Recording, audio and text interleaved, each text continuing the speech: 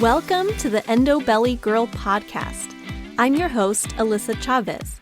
I'm a nutritional therapy practitioner and restorative wellness practitioner on a mission to change the way that we support women with endometriosis. Endo is a full-body disease that impacts your mind, body, and spirit in countless ways that aren't often addressed the way that women truly deserve. We are here to talk about all of it. Please keep in mind that the content of this show has been created for educational purposes only and should never be used as a replacement for medical diagnosis or treatment. Hey, my friend, and welcome back to the Endo Belly Girl Podcast. I'm super excited for today's episode because I'm just sharing some of the things that really have worked well for me in my personal endo journey. Because I was thinking about, of course, we talk about so much on this episode, and I feel like a lot of it is, bigger shifts that are going to happen over time. But sometimes when you're feeling completely overwhelmed or stuck and just don't know what to do, you want just something incredibly simple that you can start with that you feel like is moving you forward in your health. So what I wanted to do today is share 5 really simple things that I started doing that have made a huge difference in how I feel with endometriosis. They're things that I continue to do to this day, that I've done for years, and it's nothing crazy, nothing overwhelming, just small daily shifts that just can build up over time and help to make shifts in your health. So let's dive in. Shift number 1, adding electrolytes to my water. I have always loved drinking water, so actually drinking water hasn't been a huge issue for me, although I will say I definitely am more intentional about the amount of water that I drink. I certainly, looking back in the past, probably was at least a little dehydrated often, but I learned that your body really needs minerals in order to absorb the water that you're drinking. So this is one of the things that I learned early on in my nutrition training, and is one of the things that it's just not taught in our day-to-day lives, but something that is really important. So proper hydration isn't just about drinking water. Your body actually needs the electrolyte minerals in order to absorb your water. So the way that I do this on a day-to-day basis is that I always have on hand Redmond's Real Salt. You've probably heard me talk about this before. Redmond's Real Salt is the salt that I use on a day-to-day basis when I'm cooking and everything as well. But what I do is I just add a little pinch of that sea salt to my water, just a tiny pinch, not enough that it's going to taste like salt water by any means, but enough that you're getting a little bit of that mineral content. Now, no, you cannot just use regular old table salt. It's not the same thing. The Redmond's Real Salt is actually real sea salt that contains a good amount of minerals, and that's really the quickest and easiest method for getting electrolytes in your drinking water. You can also use trace mineral drops. There's some great companies out there like Concentrace makes a good trace mineral drop, or I know Body Bio makes a good one. Or there are electrolyte powders like Element, LMNT, or Redmond's also makes an electrolyte powder.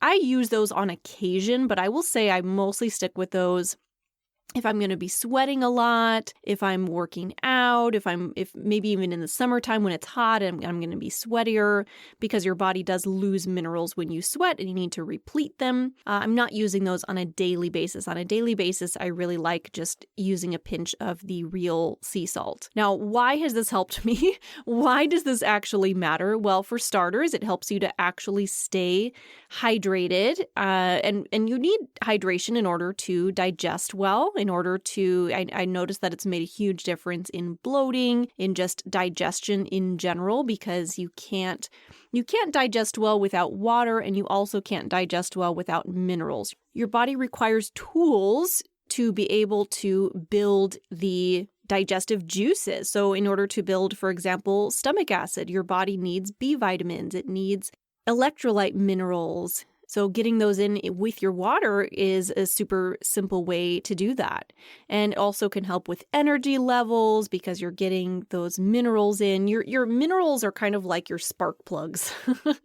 So we really need those minerals for all kinds of things. So If you find yourself struggling with staying hydrated, struggling with energy, struggling with digestion, just that simple shift of adding some electrolytes to your water can be just a super simple thing to do. Because I feel like so often we're looking for the big changes that we can make. I need to overhaul my diet. I need to do this. I need to do that, which can be super powerful. Absolutely. But what if you start with just these little shifts, gives yourself these quick wins for yourself, notice what a difference it makes, and then it can hopefully inspire you to want to make bigger shifts moving forward as well. That's why I wanted to give you some of these small little things today.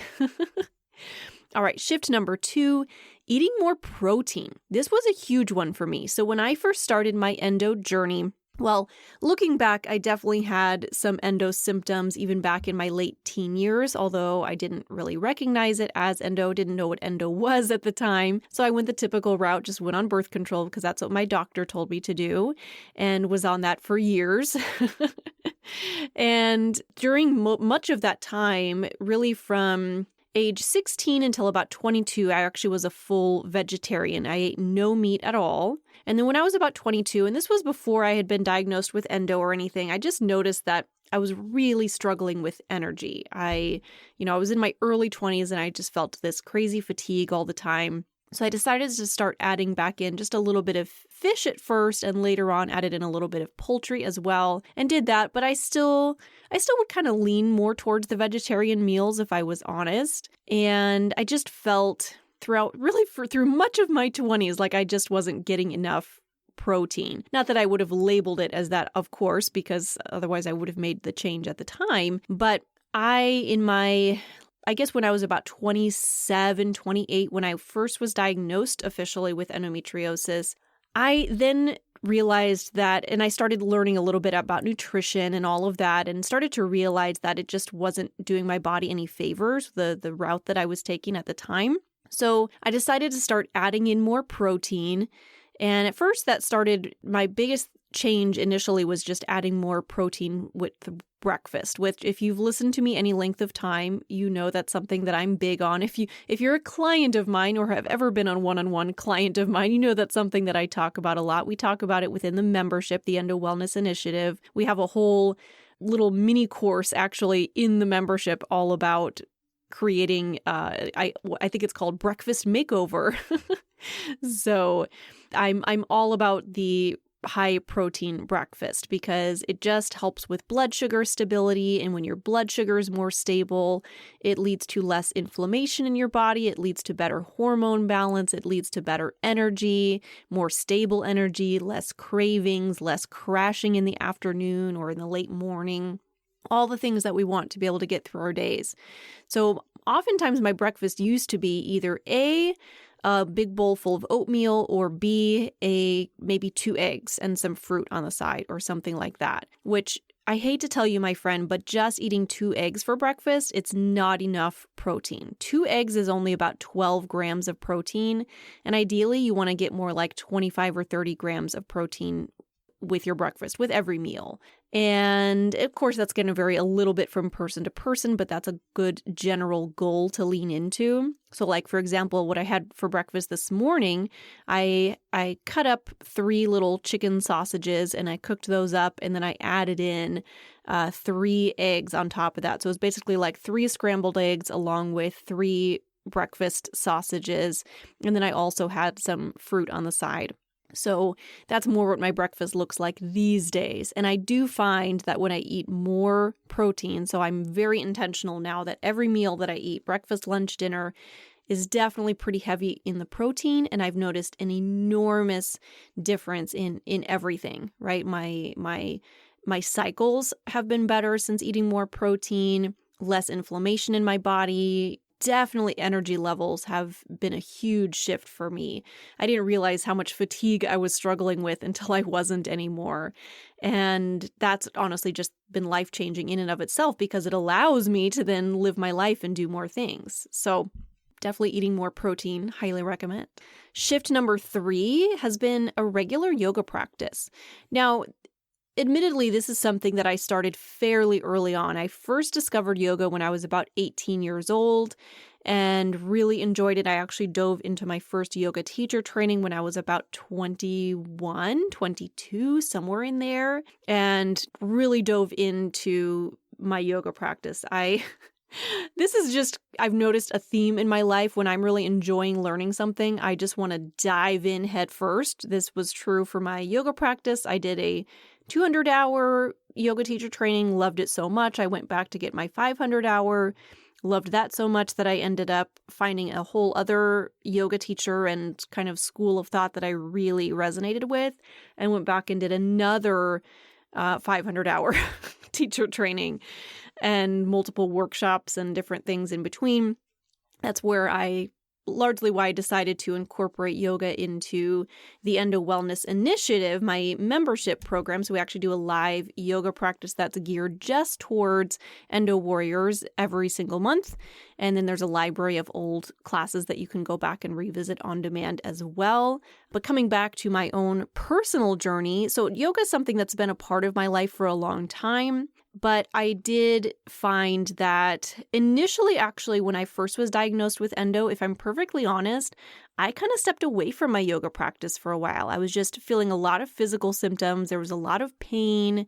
And of course, the last thing that I really wanted to do was move my body, if I'm perfectly honest. So I would teach my classes, which I ended up slowly cutting down on. I'm only at teaching one class a week in person at this point in time, since of course I'm really focusing full time on my nutrition practice now. But I do enjoy getting in the studio as well and taking classes as well as teaching.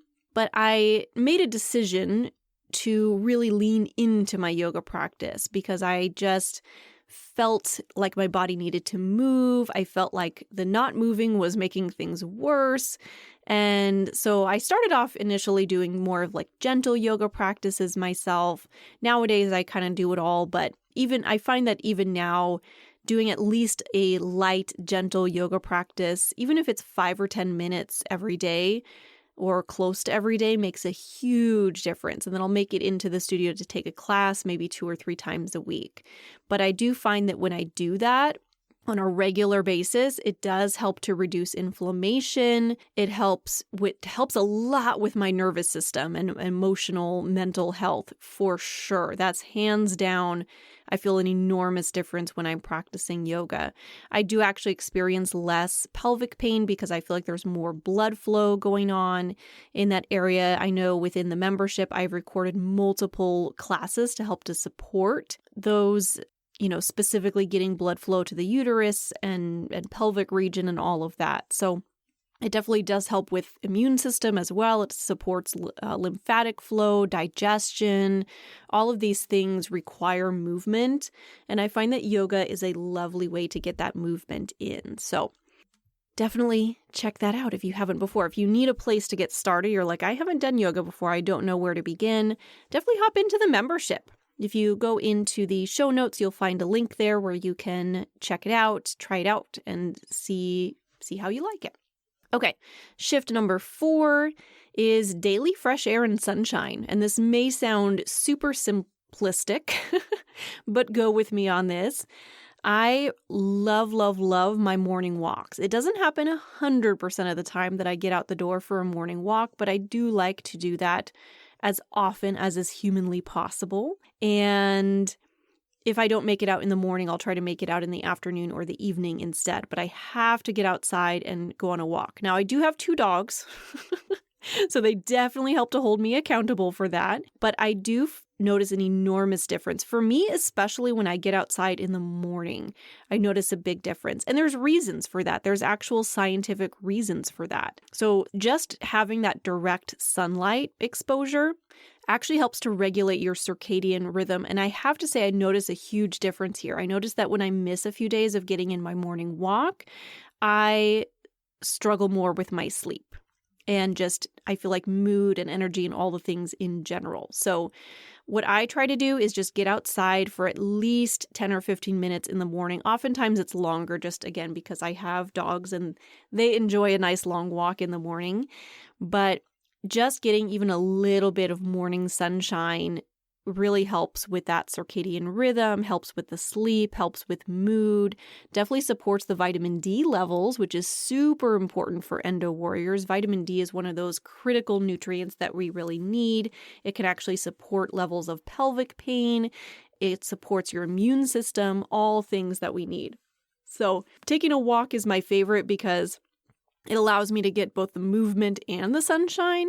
But oftentimes what I'll do too, if, a walk isn't going to happen or, something comes up, whatever, I'll even just eat a meal outside. I'll go eat my breakfast outside on my back patio or take my lunch out there, have a cup of tea out there, just be outside and get some sunshine. And I feel like it vastly improves the quality of my life when I do that. And it's so simple. It's free. You don't need anything to be able to get outside in the sunshine.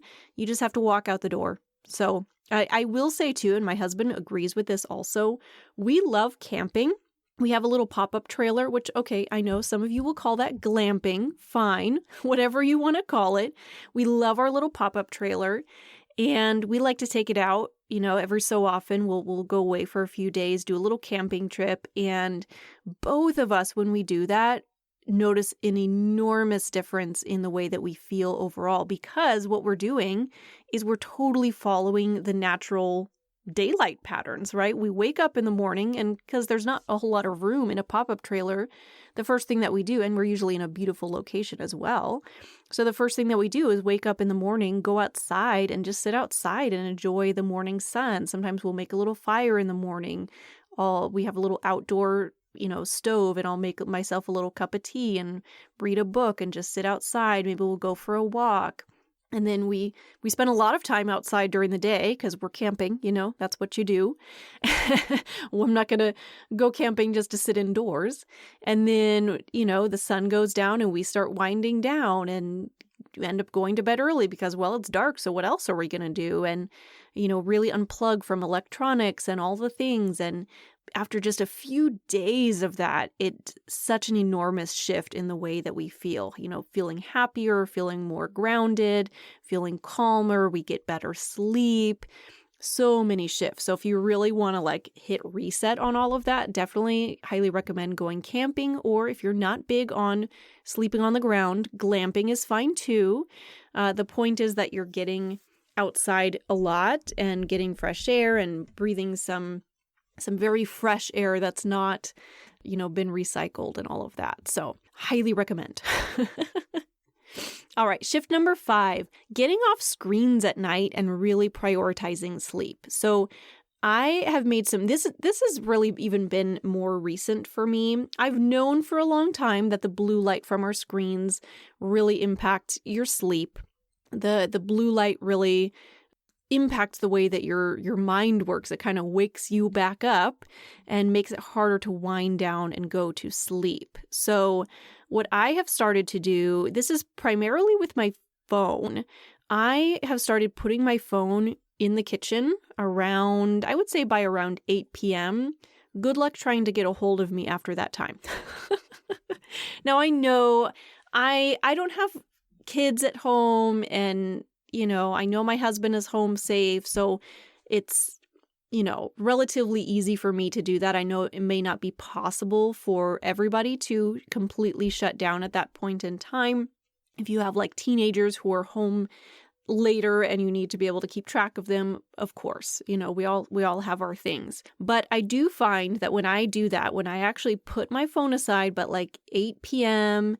and even, the last hour or so before I go to bed, turn off the TV and just read a book instead. And I even in my bedroom, I put an amber light bulb into my bedside lamp, so it's a little more calming. What an enormous difference it makes in my sleep, in how rested I feel when I wake up, in my energy levels the following day.